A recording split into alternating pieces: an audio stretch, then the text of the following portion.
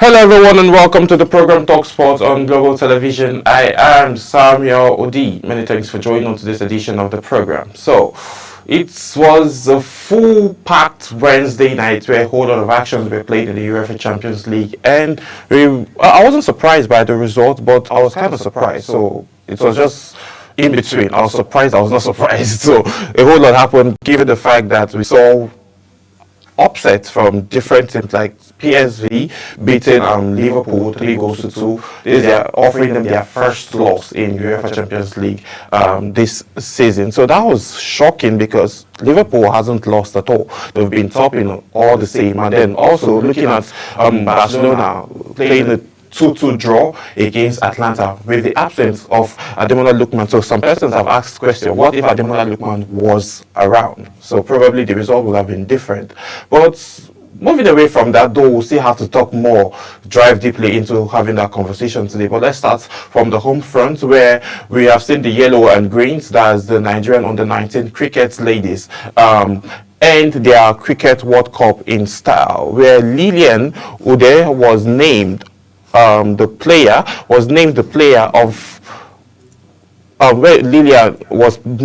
of the match for impressive bowling at Nigeria as Nigeria ended their 2025 ICC Under-19 Women's T20 World Cup campaign in style.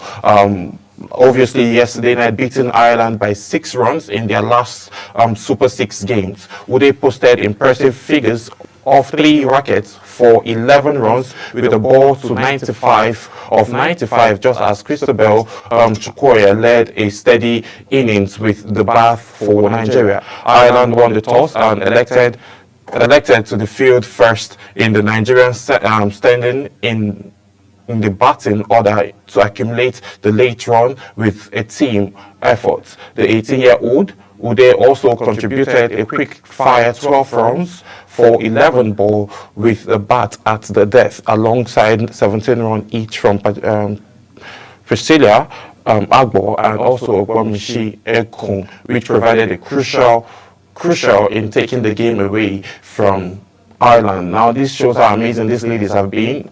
Cricket is something that is evolving currently in Nigerian sporting world, and we've seen the results that these ladies posed from last year, where during the All African Games in Ghana they were impressive, representing for the first time and clinching the world the bronze medal rather, and then now going up to face the world. They've played against countries like US and Brazil, Ireland, and also New Zealand, and then coming up on top of those competitions and then winning those matches. We've seen how superb and how amazing they are. It boils down to what Shea Odiko was saying. Maintaining and bringing up the grassroots and focusing more on the grassroots is actually going to help Nigerian athletes perform better in the international competition. So we've seen this obvious result that preparation and also development of grassroots sports is actually very key to have excellent results in the international games. So this is kudos to the yellow and greens, and we're super happy for the Cricket Federation and for the results that we are seeing thus far. Moving away from cricket, let's talk football, where Nigerian Professional Football League has been on a very high competition, and now Romeo Stars, who have been topping the league with 5 points, have now come back to complete their Warriors, or their game came back against Warriors to go ahead with 8 points clear. The Nigerian Professional Football League leaders, Romeo Stars, stacked a dramatic comeback to beat Abia Warriors 3-2 at the home stadium on Wednesday, extending their lead at the top of the table to 8 points. Romeo Stars had to fight back from 2 goals down to win this pleasant encounter and complete the double over the visitors this season. Frank Monal throwing header in the 54th minute sealed the victory for the league leaders, and the win took Romeo Stars to 42 points from 21 matches, staggering, strengthening their grip on the summit. Meanwhile, defending champions Enugu Rangers suffered their second consecutive defeat, losing 2-1 at Ekelemi Warriors, and the result saw Rangers drop to 6th place with 31 points, while Ekelemi Warriors moved up to 4th position with 32 points from 20 matches. This is showing how, intense and how competitive the Nigerian Professional League is getting, and we're seeing Romeo Stars not even giving a gleam of hope for anybody behind them. Okay, the former winners are now 6th on the table, and then Romeo Stars are cleared with 10 points off the table. Actually, coming into this season, Romeo Stars were very vocal about their intentions of clinching the Nigerian Professional Football League title, and also the prize money, which has been increased to 250 million naira, and as well as also wanting to go represent Nigeria in CAF, and as well as see how far they can get into achieving that. But now looking at it, they are 41 points clear ahead of from Enugu Rangers, and also a little bit around 9 points clear from Ekelemi Warriors, who are in the 4th position, and then the margin from the 2nd and the 3rd is actually something very good, but still they need to keep their foot on the gas, because they have teams like Ekelemi Warriors tailing behind, and any draw or loss is something that's actually going to affect them negatively. So looking at all of these angles now, I think it's going to be essential for them to actually keep up the firepower if their vocal what they said about winning the Nigerian Professional Football League for this season is actually going to be actualized going forward. So we hope all the best for Romeo Stars. Last season we saw their goalkeepers coming as the #1 goalkeeper in the Nigerian Professional Football League, having a clean sheet, and towards the end of the season, and then this season also starting off well, we just have a few goals at the back of his net, but still he's still leading as one of the best goalkeepers in Nigerian Professional Football League. Moving away, let's go to the transfer tables, where Real Sociedad begin to eye a move for Samuel Chukwueze. The Nigerian international Samuel Chukwueze could be set for a future to a return rather to Spain, with La Liga outfit Real Sociedad eyeing a move for the winger. Samuel Chukwueze joined Milan from Spanish club Villarreal during the 2023 summer transfer window for a deal worth 20 million euros plus some substantial bonus, which made him the most expensive signing of the window that saw 10 players join San Siro outfit. Since joining the Rosina, the Nigerian has struggled to replicate the form that made him a household name at the Yellow Chambers during his 5-year spell in Etihad in La Camelia. The 25-year-old had made only 56 appearances for Milan, scoring 7 goals and registering 4 assists since arriving at San Siro. So looking at this now, Samuel Chukwueze has found himself with so much injuries, lacking back and forth. Just this weekend, we saw him coming off the bench and then scoring a goal off the bench after suffering an hamstring injury that took him out for like 6 weeks. So now he's back, and then he scored a goal. Yesterday, he wasn't so effective for his team in the UEFA Champions League, despite the fact that his side won, but he wasn't at his best as Samuel Chukwueze or Villarreal was back in the day. So now we are hoping that this injury worries now wouldn't be something that is actually going to make his rating drop, though he's still very young, and coming back and moving forward from injuries is actually something that is very, very hard. Rashford is currently facing that, and then his coach is actually saying he would play 63-year-old instead of playing a Rashford that is not mentally fit to get back. There's something that happens within these players and injuries. When they get injured, it takes a whole different level of mindset, a whole different level of momentum to be able to stay up and then keep on going and then get back to the winning ways and that firepower that you usually used to have. So looking at all of those angles now, I think that is the situation where Marcus Rashford is facing, and also that is also the point where Samuel Chukwueze is. So it now boils down to the question where people ask, is it the right time for these players to move? Now moves are beginning to come for Samuel Chukwueze to move back to the La Liga. It seemed when he was in the La Liga, he seemed to be more confident and then more comfortable. Looking at all of those angles now, I think he fits in more in La Liga because the Serie A is a different ball game, and we're looking that if he goes back, there might be a chance for him to be able to recover and then get back to the winning ways of him scoring goals, creating assists, because these statistics we're seeing of him appearing in 56 matches, scoring only 7 goals and creating only 4 assists. Actually, this is not the Samuel Chukwueze that we used to know. So we're hoping that when he goes back, he will get back on his feet and then probably, get back to, scoring and then creating assists, helping his team win games. Just like Marcus Rashford, there are rumors that says Barcelona is actually reaching out for him, and also Dortmund as well is also reaching out for Marcus Rashford. So looking at all of this now, Marcus Rashford is now totally happy with Manchester United because he doesn't get to feature. He's always on the bench, and his coach is never looking to play him in the matches. So if those angles are there, I think it's best for Marcus Rashford to move, go and play. We understand the fact that Manchester United is his boyhood club, and then he has been there for years, for donkeys of years. I think it's time for a move or a switch. Maybe when he gets better, go away on loan, and when he gets better, he could probably, come back to Manchester United and then get back to what he once were, scoring goals, creating drives, creating plays, and also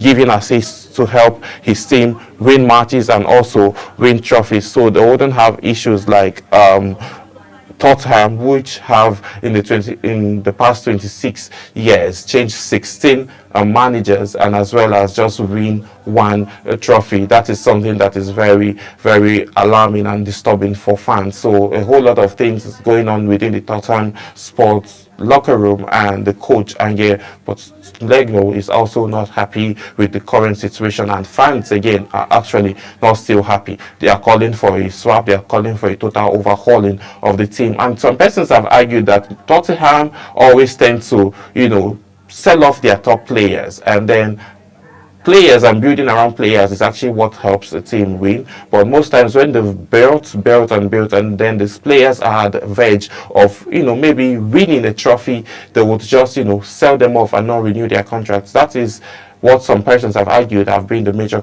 problem of Tottenham Hotspur. Let's move away from Tottenham, Samuel Chukwueze and Marcus Rashford. Let's have a conversations where PSG, Bayern Munich, and also AC Milan are targeting Onyedika. The Super Eagles midfielder Rafael Onyedika has emerged as the most wanted player by several top European clubs. The Nigerian, who has excelled in his midfield position, has drawn attention from some of the biggest clubs across various leagues in Europe.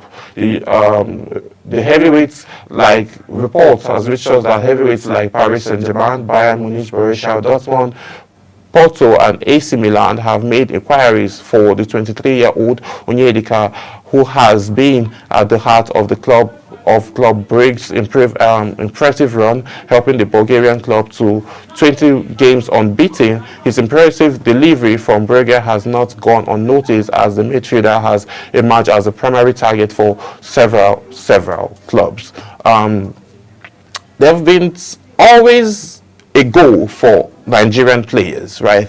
Big teams like PSG, like I mentioned, AC Milan, Borussia Dortmund, Arsenal, Chelsea, Manchester United have over the years gone for Nigerian players, but have always have concerns. Nigerians have concerns. Sporting fans have had concerns over the price tag. They always see the qualities in these players, and then mostly black players, they always see the qualities in these players, but when it's time to pay what these players are actually worth, there's always a problem. We saw what happened between Victor Osimhen, though we are still going to talk about that at some point in this show. We've seen what's actually going on currently with Victor Boniface and Al Hilal, where they've made a move to sign the player, that is Victor Boniface, for 60 million pounds. But now they are looking at it from the other way around and saying he's currently not even worth 60 million pounds, that he is worth around 50 million pounds. Now a decline in his price has actually happened. Now we've seen that a whole lot of times happen in sports, and again it tends to affect mostly the black players. So now we are going to be having these conversations. We are going to be finding out why would these players or these club owners want the quality that these black players have, Nigerian players have, players from Ghana, Ivory Coast have, and then they would not be willing to pay the actual amount to be able to land these players. Those are concerns. But now, looking at Onyedika, Raphael Onyedika, who is actually very excellent, and we've seen what he did with the Super Eagles, how effective he was, and then we are hoping that he's going to make a right move, looking at the fact that he's still young, 23, and then he's going to make a right move. But I have a guest who will be joining, and then he will help us understand if a move to PSG, Borussia Dortmund, AC Milan, or Porto is actually going to fit the style of play of Raphael Onyedika. You just sit back, relax. We'll be right back after this break.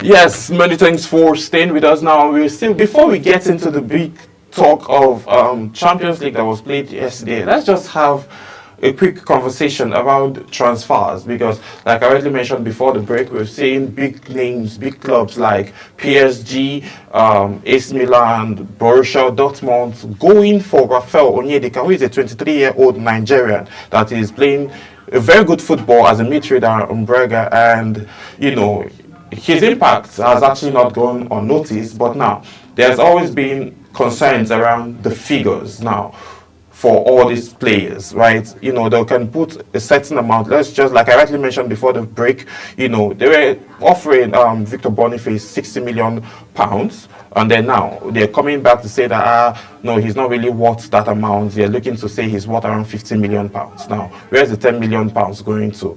We've seen the results. From what he did, helping Galatasaray win. I'm talking Victor Boniface now, not Victor Osimhen, where he helped Bayern Leverkusen, I beg your pardon, clinch the title last season, going all the way unbeaten. Aside from Atlanta that did what they did to them last season, they were very, very amazing all through. So now, introducing my guest who would help us understand this major talking point is David, a long time, my very good friend, and we share the same playing sports, but he plays a different game and I play a different game. But bro, it's good to see you again. Nice. Thanks for having me. Yes, this is a very great guy. Number 5 plays very good football. So let's get into it now.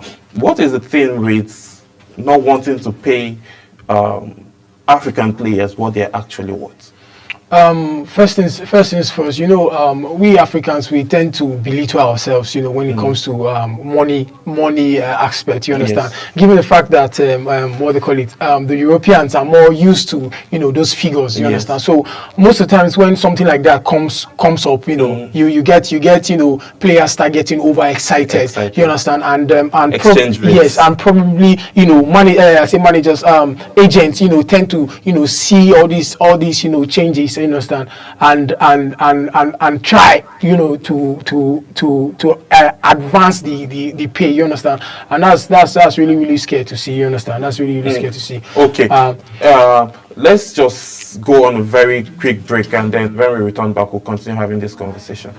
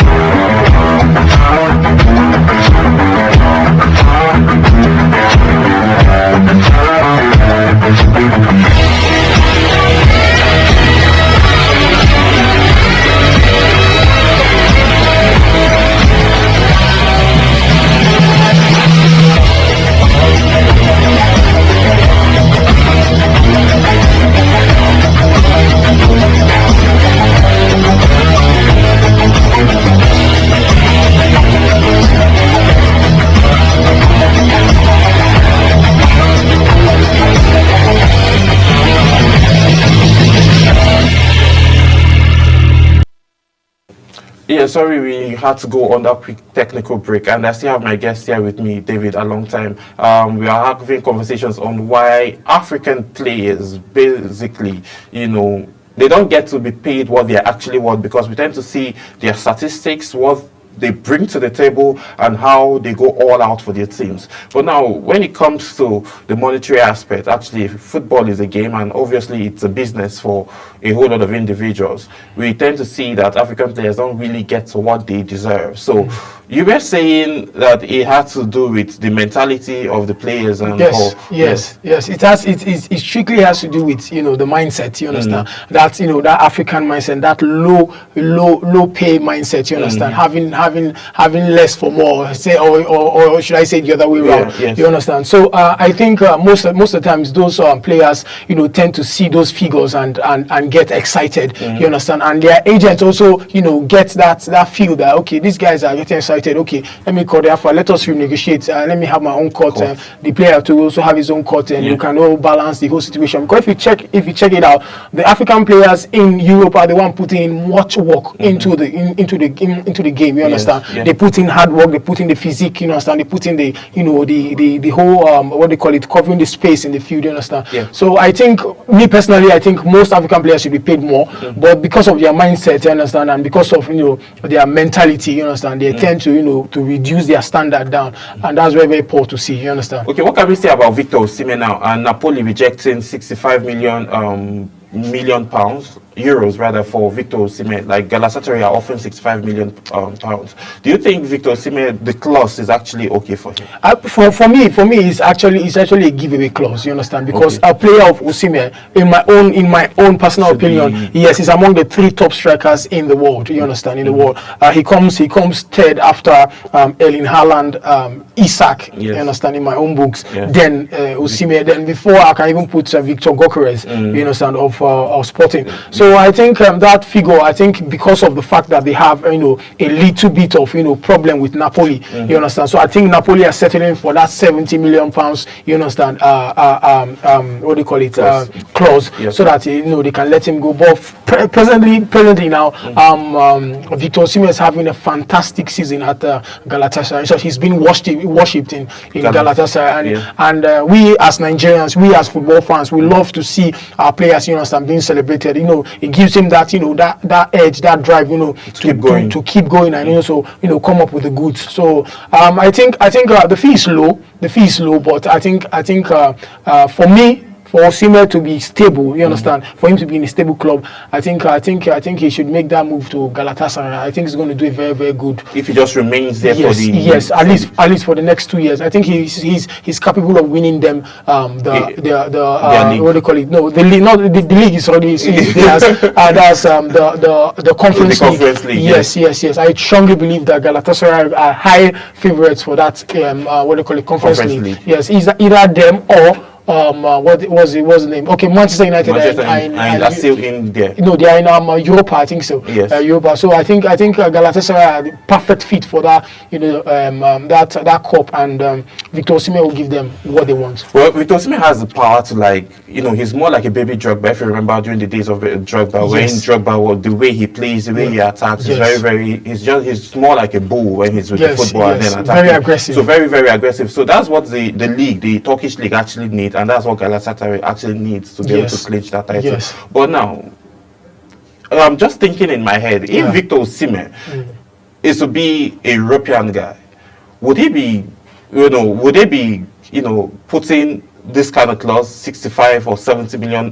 Never. Okay, now let me just give you a clear example. Yes. Look at Alexander Isak of Newcastle United. Now, because Isak is a black Swedish player, you understand, over the course of this 6 months, that's after his newfound form at Newcastle United under Eddie Howe, all of a sudden, that's after his eight games, scoring, back-to-back scoring goals. Yes. All of a sudden, I started hearing in on the news and different, even Alan Shearer, that's what they call it, their former legend was saying that Isak is worth over 150 million. Now, I was like, how will Isak become 150 million overnight? You understand? You don't just pick from this week and next week they come and buy. You understand? They come and give you. You're not looking at the consistency, the assists and the form. No. What they are based on now is it's a European. It's one of us. So let us add up this so that we'll give him that much value. And all those things too are also discouraging the younger players coming up. You understand? Most of them now, they tend to see that if I go and pick an African-based nationality to play for, all of a sudden now my value might come down, and even my chances of even getting to a bigger team or even getting a bigger wages will reduce. Why? Because you're not playing for Europe. You understand? So I think that's a very big example of what's happening over there. The comparison between Isak and Victor Osimhen, we can clearly see that Osimhen has been doing this for years. You understand? Coming in, he literally helped Napoli won the championship. Yes, the Scudetto. Yes, he was pivotal to that win. You understand? last season. In short, him and Kvaratskhelia, yes, we are the top men. In short, he was the main man. You understand? Victor Osimhen was the main man. Yes. Because I remember most of the times, if he didn't just play for any reason, they either get a draw or they lose. Yes. It's either a draw or they lose. So I think the FIFA and the UEFA body all need to like have a sit down and then basically look into this. And also, these players need to like know what they are worth. What? Yes. You know, not to use the exchange rates and be happy. I'll be happy. Not to use the exchange rate. I'll be happy because when we had that Victor Boniface might be going to Al Hilal, we saw that in the news that he said he'll be paid around 290,000 per week. You see, so that is like we did the exchange rate. Obviously, yes. That's around 480 million Nigerian naira. So A week. So someone was saying there's a property close to my house. They're like, so in one weekend now, Victor Boniface can just buy this property. So all those plays, all those factors plays, you know, understand, in those African players' mind, you understand, mindset. And that's why you see that most African players, they don't stay long playing in Europe. You understand? Once they have a very big offer that has that fat, you know, cash pay, they switch, you understand? And all of a sudden their names are not, you know, heard like they used to, you understand? Just like what happened with John Mikel Obi when he went to China. Yes. It was just as if he retired. Yes, nobody knew he was existing until he said, okay, I'm not playing again. All right, so let's move away from those and then players. You just know what you're worth, and then also don't focus more on the exchange rate of your African continent. Like just play and then ask for what you actually deserve. So moving away from that. Now, let's talk Champions League. We saw how it played out between Man City yesterday. Were you surprised about the result? No, I wasn't. I wasn't surprised. Given the fact that Club Brugge have gone 20 games unbeaten, you understand, in all competitions. I personally, after the win against Chelsea during the week, 3-1, a massive win, you understand, for them. I saw a rejuvenation of that squad, you understand. I saw some tweaking of their balance of play. I saw Kovacic having more central position, you understand, you know, influencing the game. And once I was telling my guys around, I was like, Manchester City are going to qualify for the Champions League spot, you understand. That's the top the round 16. Yes, the round of 16. Yes. When the game started, when Club Brugge first scored them, in short, it was the first half. Yes. I was telling people around me, I was like, go and put your money. Manchester City are going to score 2 goals in the second half. They're like, hey, a long time, hey, calm down, we're not sure. But all of a sudden, we saw immediately as the game started, you understand, the switch started. It started from Kovacic. Kovacic had the first goal, you understand. All of a sudden, the energy, the synchrony. In short, this team, if Pep Guardiola does what I am thinking he's going to do, if he mistakenly goes 5 games unbeaten in all competition, he's going to go 20 games unbeaten and he's going to win that league.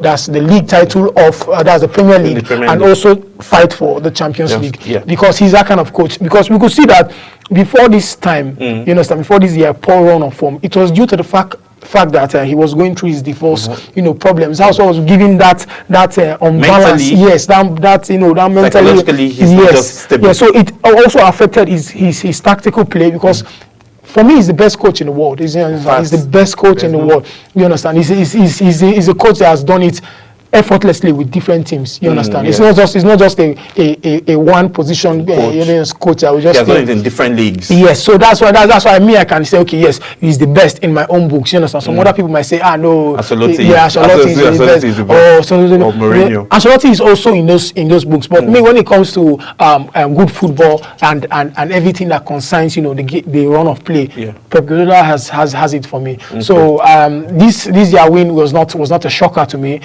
It's just a reminder that Man City is dangerous and very, very, very, very mischievous. They can do whatever they want to do in Europe. Let's digress a little bit. Looking at them now, number 4 position in the Premier League. Yes. Should Liverpool be scared? Liverpool, Arsenal, and I'm not talking Arsenal, self. Arsenal.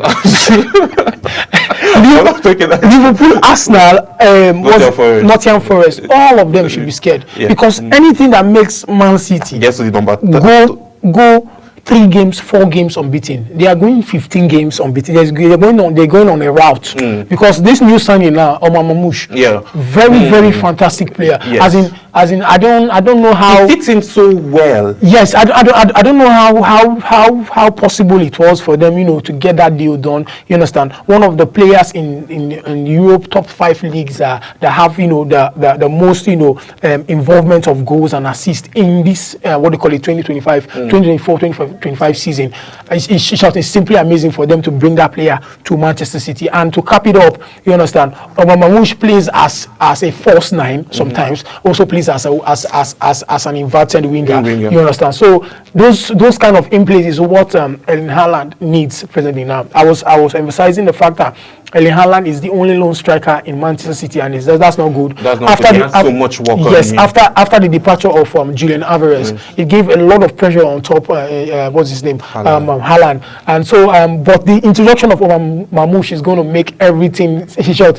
Man City and Doku coming back very soon. Doku is already back. He's already back from injury, but just that he's not fully fit. Yes. You understand? To compete fully. But Savinho, what's his name? Matheus Nunes, and who again? Foden. You understand? Those now they have over two you understand players to switch. You know.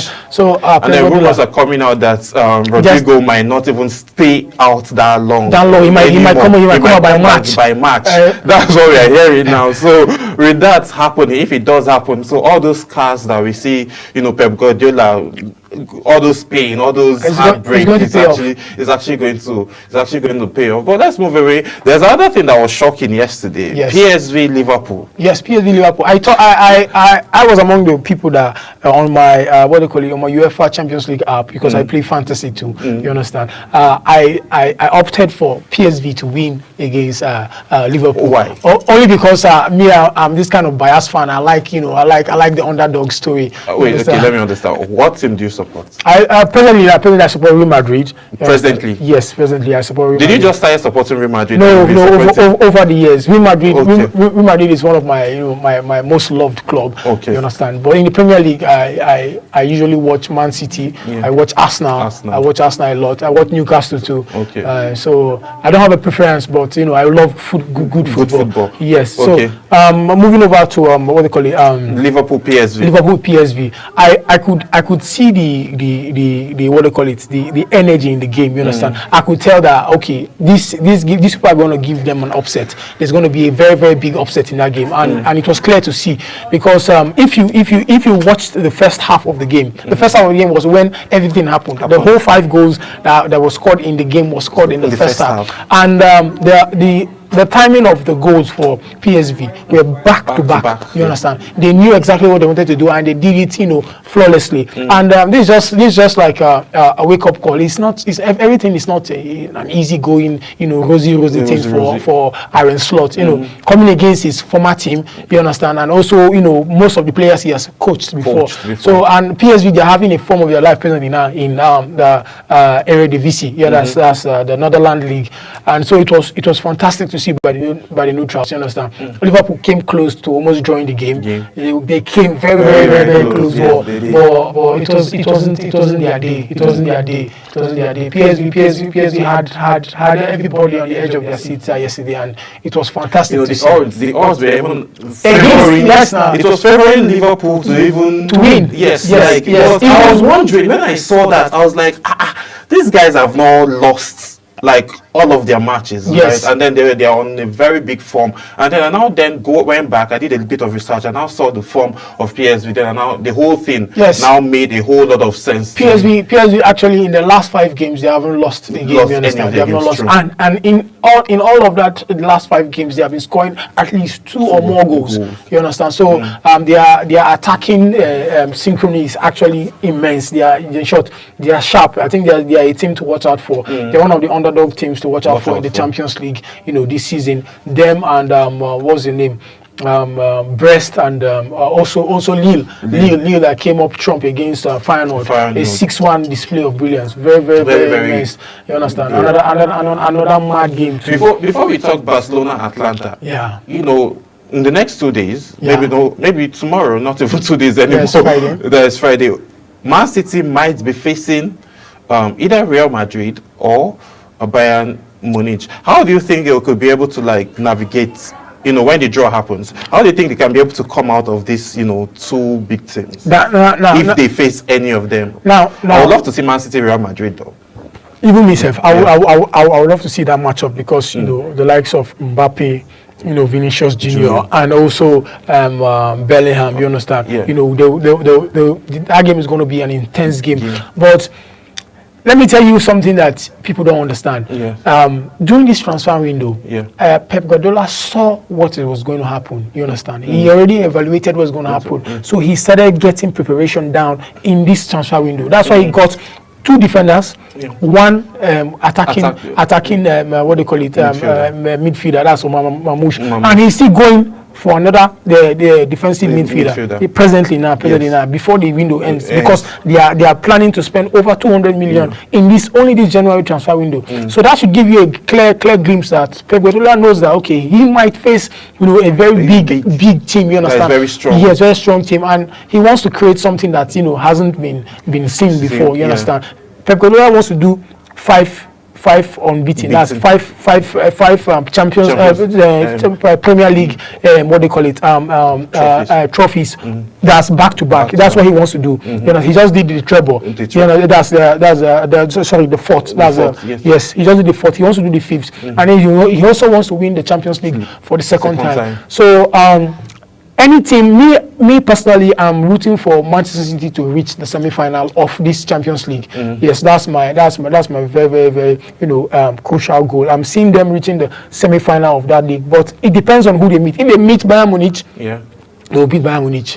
But if they meet Real Madrid, that's where the problem is going to be because two great coaches, and then on the pitch, so you have great players. And again, Mbappe will want to, you know, cement his first season in the Galacticos as a Champions League winner. You understand? To give, you know, that glimpse of hope, you know, back to the, you know, Real Madrid faithfuls that yes, we have someone like Ronaldo again. You understand? Yes, back. You understand? So I think that's what's going to happen. But it's going to be a mad matchup. It's going to be a fantastic matchup if it does happen. If Real Madrid does face Manchester City, it's going to be a fantastic matchup, and we the neutrals are going to be loving it. Okay, let's look at Barcelona and Atlanta. 2-2 draw. Yes. Do you think that would have been any different if Ademola Lookman played? Yes, a very, very big difference. A very big kudos to Gasperini. That's the coach of Atlanta. Very, very, very mad. In short, I don't know where he came up with this, you know, philosophy of a dual, what do you call it, attacking players. Yes. As in, they are absolutely phenomenal. You know, absolutely phenomenal. In short, that yesterday game, if Kerr was not taking, they would have won the game in the first half. You understand? Because the first 15 minutes of the game, in short, they were just like playing half field. Yes, it was just like a training section. The pressure was much. They were on Barcelona, and I was like, wow, this is beautiful to see. Aaron Flick, that's the coach of Barcelona, was actually surprised at that first instance. But you know, the brilliance of Lamine Yamal, you understand, another standout player, you understand, of that match again that yesterday. Him and Rafinha, you understand, they came up with the goods. I didn't really see Lewandowski's impact in that game, you understand. And I was even happy when he was subbed off, you understand. But Ademola Lookman would have made a very crucial shot. He would have scored a goal in that game, and probably, you know, maybe have that edge over them, you understand, because Ademola Lookman brings that charge of excitement to the Atlanta fans and the players, you understand. You know, there's something about his presence in the team that brings like having a Victor Osimhen on the team, just like what's happening in the Turkish league. Yes, you know, the chant of his name. Yes, the same thing happens in Atlanta. That's what's happening with Ademola Lookman. He's the fan favorite, you understand. It's not just only the fan favorite, it's also the player favorite. Because if they are playing the football, they play the ball around him, you understand, and that's beautiful to see, and also very, very, very, very proud from a Nigerian perspective, you know, to see our players, you understand, doing well in the big stage, you understand, so that when they come back home, you understand, we can be able to, you know, to influence the, you understand, the continent, you understand, very, very well, you understand. So I think he was greatly missed in that game against Barcelona, but it wasn't too obvious because of the 2-2, you know, draw. It was a massive game. It was a fantastic game, a beautiful game to watch. Well, looking at all of those angles now, but now let's bring, we've seen a whole lot of Nigerian players, doing so well in their European team. So now we're definitely going to bring it back home. Though we'll talk about Bayern Munich and then how they were able to, navigate and get a 3-1 victory over Slovan Brugge yesterday. So now we have a new coach. Now we have a very fair group for the African Cup of Nations. How well do you think these guys will be able to perform well? Or, some persons have argued that these players, that the Victor Osimhen and co, they don't really perform at the same level. Do you think it's poor management from the NFF that causes all of this? Yes, I've said this and I always say this, you understand. The politics in the NFF is too much, you understand. Football should be football, you understand. Politics should be politics. Let's not bring politics into football. Let's not bring, football into politics, you understand. The right players and the right, squad, management and everything that needs, understand, to be done for the Nigerian Super Eagles team to progress, in short, to be the main focus of African football is there. But the politics are too much. You cannot bring a politician to head a football, an NFF, you understand, a federation. It doesn't happen anywhere. It's only in Nigeria. It's only in African countries that this kind of things happen. You understand? So by default, it affects. Yes, it affects the in short. It affects the call up. You understand? Their setup. You understand? And also down to the coaching. Yes, and also their build up. That's their coaching and everything. Yes. Because once a politician or a so-called appointee, you understand, is appointed to govern the NFF, he does what he wants. You understand? But once someone that loves the game, you understand, that loves the football, that has a passion for the game, is in charge. You understand? It's a different ball game. You understand? Players, in short, to convince players to come to play for Nigeria or to influence other players to also be invited, you understand, to come and play for Nigeria will be even better, you understand. The likes of Okuta, the likes of Kanu, the likes of what's his name, Mikel Obi and the rest. What are they there for? You understand? They can be the NFL president. Those ones That's like what Cameroonian did. They brought Samuel Eto'o to come and head. You bring someone that knows the system. You bring someone that understands how it feels to be a player and how it feels to be managed by someone that has played. How it feels to be injured. Yes, by you understand. Game, yes. So I think that's a major problem with our NFF. You understand? Very sorry to say, the NFF is filled with a lot of politics, and that's what is killing the game. You understand? And mostly they have their favorites. Like, you just imagine now, this qualification they want to do now, they will invite Iheanacho. They will invite Iheanacho. Iheanacho has not gotten up to 10 goals a season in this campaign, in this 2024-2025. Okay, the likes of Diassi, that's the boy in Rangers. Yes, that is actually doing well. The boy has scored over 16 goals now. They will not invite him. They won't, let me know if we can go there. That one is going too far. Let's go to normal what do you call it? Yes, okay. Let's go to the Nigeria Premier League. There are some key players there that are actually doing well. They will not bring any of them. They will not bring any of them. They will go for people that they know, people that will come and be sluggish, people that will come and sleep in the hotel and eat free food and do whatever they want. And that's the problem we'll be having in the NFF. And I just hope that they don't influence this new coach, you understand, without wrong mentality. Let him bring the players that are informed, that are currently playing for their teams, not the ones that are sitting down on the bench and hoping that when it's time for what they call it, national call-ups, they must be called up. You understand? Those things have to be resolved if they want this new coach as Eric to progress with this team and hopefully bring us glory, because we have been waiting for glory. You understand? We came out third the last two AFCON. We came out second the last one. This time around, at least let's take it. Please, let's take it home. Okay, let's talk Real Madrid. You guys had the 3-0 away from home yesterday. Beautiful win. Yes. So I think, are you guys back on your winning ways fully. Well, I won't say we are back fully, as in fully like that, because there's still a very big gap in that middle. Yeah. You understand? We saw Rodrigo scoring twice. Yes. Rodrigo is actually phenomenal. Because of the absence of Vinicius. Vinicius was suspended due to what do you call it? Accumulated cards.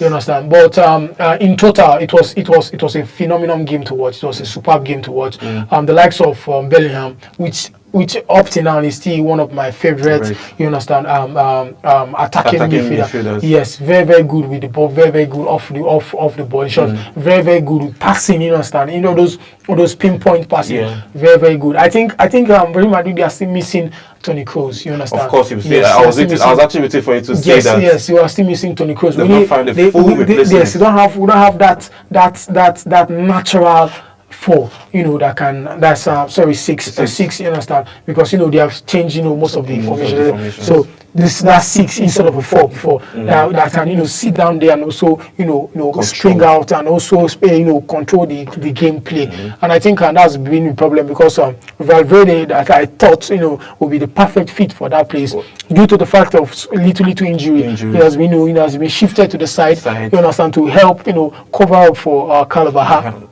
And also sometimes cover up for what's his name, Mendy. Sometimes when he's not available in the squad. Right. So I think that switching and that position change has actually changed the digression of Valverde, because Valverde was someone I was waking up to step into the boots of Toni Kroos.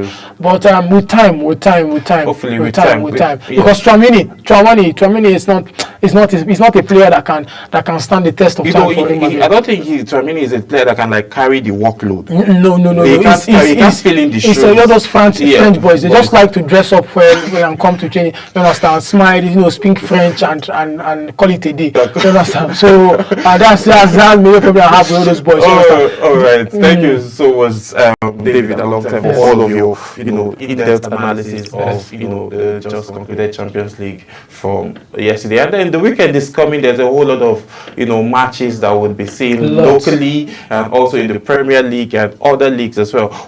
Definitely Talk Sports will bring you most of those major big conversations. And again, I would say thank you so much, David, alongside for joining us on this edition of the program. Yes, and then that's how much time will permit us to take on to this edition of Talk Sport.